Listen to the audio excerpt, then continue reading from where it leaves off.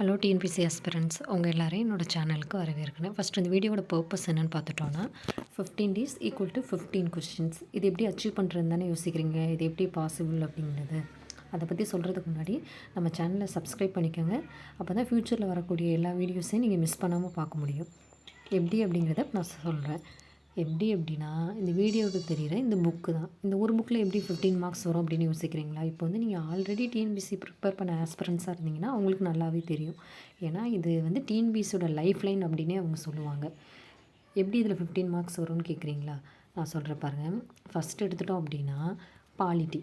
இந்த பாலிட்டியில் மொத்தம் 5 லெசன் இருக்குது. அந்த ஃபஸ்ட்டு 3 லெசன் தான் என்ன சொல்கிறதுனா பாலிட்டியோட பேஸ். அதாவது என்ன சொல்கிறேன்னா ஒரு வீடு கட்ட போகிறோன்னா அதோட வந்து அடிமட்டம் அப்படின்னு சொல்லுவாங்கல்லக்கா, அதுன்னு சொல்லலாம். இந்த 3 பாடத்தை நீங்கள் தெளிவாக படிச்சுக்கிட்டீங்க அப்படின்னா பின்னாடி வரக்கூடிய 11th படிக்கக்கூடிய எல்லா பாடமுமே எப்படி சொல்கிறது ரொம்ப ஈஸியாக இருக்கும். உங்களால் ஈஸியாக அண்டர்ஸ்டாண்ட் பண்ணிக்க முடியும். இப்போ நீங்கள் டேரெக்டாக போய் ஒரு 11th and 12th polity book எடுத்திங்கன்னா உங்களால் வந்து அதை புரிஞ்சிக்கவே முடியாது. ரொம்ப கஷ்டமாக இருக்கும். அந்த வேர்ட்லாம் அண்டர்ஸ்டாண்ட் பண்ண முடியாத அளவுக்கு இருக்கும். அதுவே நீங்கள் ஃபஸ்ட்டு இந்த 10th முடிச்சுட்டு அதுக்கப்புறம் 11th 12th அதுக்கப்புறம் 6th அந்த மாதிரி போகும்போது வந்து உங்களுக்கு ரொம்ப ஈஸியாக இருக்கும். ஸோ இந்த 5 லெசனுமே உங்களுக்கு வந்து ரொம்ப இம்பார்ட்டண்டான ஒன்று.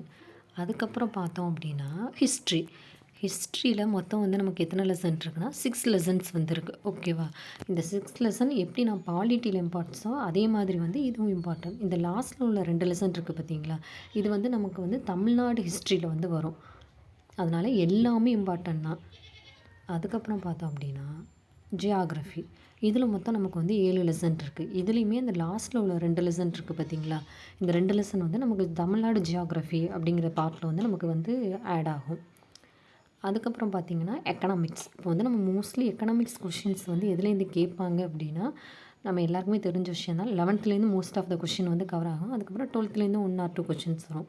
10th நமக்கு மேக்ஸிமம் 1 கொஷின் தான் வந்து அவங்க கேட்பாங்க. அதனால் இதை வந்து ரொம்ப ஸ்ட்ரெயின் பண்ணி படிக்காமல் ஒரு 2-3 டைம்ஸ் நல்லா ரீட் விடுங்க. அப்புறம் புக் பேக் எல்லாம் கிளியராக படிச்சுக்கோங்க. ஓகேவா? இப்போது அவங்களுக்கு எந்தெந்த இதுலேருந்து வரும்னு சொல்லிட்டேன். இதை எப்படி படிக்கிறதுங்கிறத பற்றி பார்ப்போம். இதுதான் நான் உங்களுக்காக ரெடி பண்ண ஸ்டடி பிளான். ஓகேவா? ஒவ்வொருத்தையும் வீடியோவை ஸ்டாப் பண்ணி அதை வந்து நோட்டில் வந்து எழுதி வச்சுக்கோங்க முன்னாடி. அப்போ தான் உங்களுக்கு வந்து பின்னாடி படிக்கும்போது வந்து ஈஸியாக இருக்கும். இப்போது நம்ம படிக்கிறதுனா நீங்கள் என்ன நினைக்கிறீங்க? இப்போ நான் உங்கள்கிட்ட வந்து இந்த என்னென்ன லெசன்ஸ் அப்படிங்கிறது வந்து நான் கொடுத்துட்டேன். ஸோ நீங்கள் டெய்லி ஒரு 2 லெசன்ஸாக படிச்சுட்டு போகிறீங்க. இப்போ டேரெக்டாக ஒரு 4 months கழிச்சோ இல்லை ஒரு 6 month கழிச்சோ நீங்கள் போய் பார்க்கும்போது அது ஞாபகம் இல்லாட்டி அது படித்ததாகவே நம்ம வந்து கன்சிடர் பண்ண முடியாது.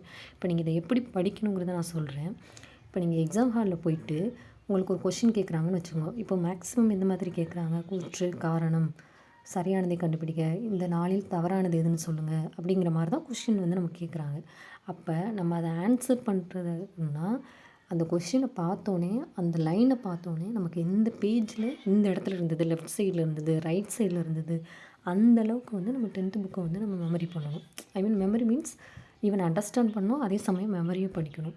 ஏன்னா நம்மகிட்ட இப்போ ஒரு 3 இதை கொடுத்து இதில் எது தவறானது அப்படின்னு கேட்குறாங்கன்னா நமக்கு மீதம் உள்ள 3 வந்து எது சரியானது அப்படிங்கிறது நம்ம ஒரு கிளியர் கட்டாக நம்ம இருக்கணும். அப்போ சரியானது நம்ம கன்ஃபார்மாக தெரியும்போது ஓகே டெலிஷன் மெத்தடில் வந்து நம்ம தவறானது வந்து ஈஸியாக கண்டுபிடிச்சிட முடியும். அதுக்காக தான் சொல்கிறேன்.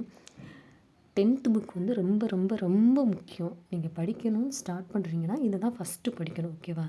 அதுக்காக எப்படி கொடுத்துருக்கேன்னா இப்போ பாலிட்டி எடுத்துக்கோங்க. ஃபஸ்ட்டு 3 days கொடுத்துருக்கேன்னா ஒரு நாளைக்கு 2 லெசன் வந்து கொடுத்துருக்கேன். இப்போது இதில் வந்து 5வது லெசன் மட்டும் தனியாக இருக்கிறதுனால மொத்தமாக சேர்த்து நீங்கள் பாலிட்டியை ஒரு ரிவைஸ் கொடுத்துடலாம். அப்புறம் Day 4 Day 5 and again Day 6 இது எல்லாத்துலேயும் 2 லெசன் கொடுத்துருக்கேன். அப்போ நீங்கள் என்ன பண்ணணும்னா Day 7 ஹிஸ்ட்ரியை ஃபுல்லாக ரிவைஸ் பண்ணிக்கணும். அதுக்கப்புறம் பார்த்தீங்கன்னா Day 8 Day 9 Day 10 Day 11 வரைக்கும் நமக்கு வந்து ஜியாகிரஃபி. அப்போது Day 11 ஒரு லெசன் தான் இருக்கிறதுனால நீங்கள் ஜியாகிரஃபியை ஃபுல்லாக ஒன்ஸ் ரிவைஸ் பண்ணிக்கோங்க. அதுக்கப்புறமா Day 12 13 14 எல்லாம் வந்து நான் உங்களுக்கு வந்து எக்கனாமிக்ஸ் கொடுத்துருக்கேன். அண்ட் 14 வந்து ரிவைஸ் பண்ணிக்கோங்க. Day 15 வந்து அகெயின் ஒரு ஃபுல் ரிவிஷன் பண்ணியிருக்காங்க. ஏன் இந்த ரிவிஷனை முதற்கொண்டு நான் உங்களுக்கு டார்க் அதாவது ரெட்டில் கொடுத்துருக்கேன் அப்படின்னா உங்களுக்கு இது எப்போவுமே ஞாபகம் இருக்கணும். டிஎன்பிசிங்கிறது வந்து ஜஸ்ட் போர்ஷனை கவர் பண்ணுறதோ இல்லை நான் படிச்சுட்டேன். இப்போ வந்து நமக்கு 100 மார்க்ஸ் 75 மார்க்ஸ்க்கு நமக்கு வந்து ஜிஎஸ் வந்து கொடுத்துருக்காங்க. உங்களுக்கு எந்தெந்த இடத்துலேருந்து போர்ஷன் கம்ப்ளீட் பண்ணணும்னு தெரிஞ்சிருச்சு. நீங்கள் ஃபுல்லாக நான் படிச்சுட்டேன், நான் எக்ஸாமில் போய் உட்காந்துருவேன், நான் பாஸ் ஆயிடுவேன் அப்படிங்கிறது வந்து மீனிங் கிடையாது. ரிவைஸ், ரிவைஸ் அதுதான் நம்மளை வந்து டிஎன்பிசியில் வந்து பாஸ் பண்ண வைக்கும். வேறு எந்த வாய்ப்புமே நமக்கு வந்து கிடையாது. இது ஒன்று தான் நம்மளோட தாரக மந்திரமாக எப்போவுமே இருக்கணும். TNPSC equal to revision. Next என்ன அப்படின்னா, இந்த 15 டே பிளான்ஸ் இருக்குல்ல, இதில் நான் உங்களுக்கு என்னென்ன ஹெல்ப் பண்ண போகிறேன் அப்படின்னா, டெய்லி என்ன படிக்கணும், அதை எப்படி படிக்கணும், அந்த ஷார்ட்ஸை வந்து நான் உங்களுக்கு கொடுத்துருவேன். அதே மாதிரி மார்னிங் இது வந்து நான் நாள் நைட்டே உங்களுக்கு வந்து கொடுத்துருவேன். மார்னிங் வந்து புக் பேக் ஆன்சர் இருக்கா, இப்போது அன்றைக்கி 2 லெசன் நீங்கள் பாலிட்டியில் படிக்கிறீங்கன்னா, இந்திய அரசியலமைப்பும் மத்திய அரசியலமைப்பும், அதை வந்து அந்த 2க்குள்ள அந்த புக் பேக் கொஷின்ஸை வந்து நான் உங்களுக்கு மார்னிங் ஒரு வீடியோ வந்து கொடுத்துருவேன். அண்ட் அகெயின் ஈவினிங்கில் இப்போ அந்த ஃபஸ்ட்டு 2 லெசன் இருக்குங்க பார்த்தீங்களா, அந்த 2 லெசனை வந்து நான் என்ன பண்ணுவேன் அப்படின்னா, ஒரு மேக்ஸிமம் 10 and 15 கொஷின். இந்த 10 கொஷினில் வந்து நம்ம இப்போ 2025 நடந்துச்சு பார்த்தீங்களா exam group 1 and group group 2 and group 2, 4 அதில் உள்ள பாலிட்டி கொஷின்ஸை எடுத்து உங்களுக்கு அதையும் ஆட் பண்ணி ஒரு 10 கொஷின்ஸாக கொடுப்பேன். உங்களால் அதை ஆன்சர் பண்ண முடியுதா அப்படின்னு பாருங்கள். அப்போனா தான் நீங்கள் ஓரளவுக்கு தெளிவாக படிச்சிருக்கீங்கன்னு அர்த்தம். அதேமாதிரி புக் பேக் ஆன்சரையும் டைரெக்டாக நான் கொடுக்குறத பார்த்து டிக் பண்ணாதீங்க. ஃபர்ஸ்ட் ஆஃப் ஆல் நீங்களே ஒன்ஸ் யோசித்து படித்ததை வச்சு ஆன்சர் ரெடி பண்ணுங்கள். அதுக்கப்புறமாட்டிக்கு நான் கொடுக்குற ஆன்சரை வச்சு கிராஸ் செக் பண்ணி பாருங்கள். அப்போ தான் உங்களுக்கு எந்தளவுக்கு படித்ததுக்கும் அண்டர்ஸ்டாண்ட் பண்ணதுக்கும் நிறைய டிஃப்ரென்ஸ் இருக்குது. அப்போ அந்த கேப் வந்து உங்களுக்கு அப்போ தான் புரியும். தென் இப்போது நான் டெய்லி போடுற வீடியோஸ் எல்லாமே நீங்கள் பார்க்கணும் அப்படின்னா என்னோடய சேனலை வந்து சப்ஸ்கிரைப், லைக் பண்ணி வச்சுக்கோங்க. அப்போ தான் நான் டெய்லி போடுறத வந்து நீங்கள் மிஸ் பண்ணாமல் வந்து டெய்லி பார்க்க முடியும்.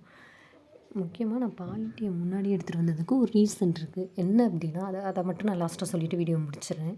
இப்போ நம்ம எல்லோரும் என்ன நினச்சிட்ருப்போம், தமிழ் படிக்கணும் அப்படிங்கிறது தான் எல்லாரோட முக்கியமான கான்செப்டாக இருக்கும். ஆனால் தமிழில் வந்து நம்மக்கிட்ட அவுட் சோர்ஸ் மெட்டீரியலே நம்ம கண்டே பிடிச்சிருக்க மாட்டோம். இன்னும் கண்டுபிடிக்கிறதுக்கே ஒரு 1 மந்த் ஆகலாம், 2 மந்த்ஸ் ஆகலாம். நம்ம ஜாயின் பண்ண சேனல்லேயே நம்மளோட எல்லா அவுட் சோர்ஸ் மெட்டீரியலை வந்து நம்ம கொடுத்துருக்க மாட்டாங்க. நம்ம டெஸ்ட் பேட்ச் ஜாயின் பண்ண சீரீஸை வந்து சொல்கிறேன். அவங்க ஒன்று ஒன்றா தான் கொடுப்பாங்க. ஓகேவா?